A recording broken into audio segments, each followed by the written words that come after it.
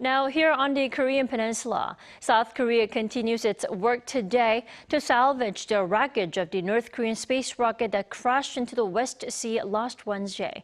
Our Han Seong-woo has more.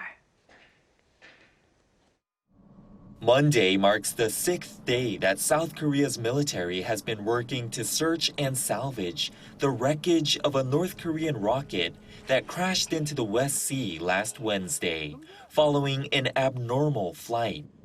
The Navy is trying to pull up a 15-meter-long part of the Cheolima-1, which was carrying a military reconnaissance satellite. Once it is retrieved, the wreckage will be jointly examined by South Korea and the United States.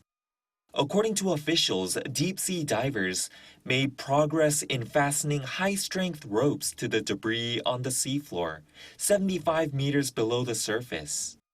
But the divers had to suspend their work on Sunday due to poor visibility and other unfavorable conditions.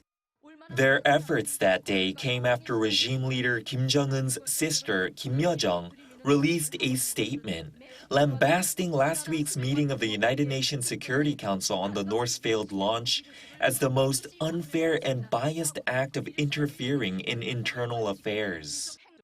Arguing it infringed on what she called a sovereign state's right to space development, Kim said the meeting ought to be regarded as an insult to and serious distortion of the spirit of the UN Charter.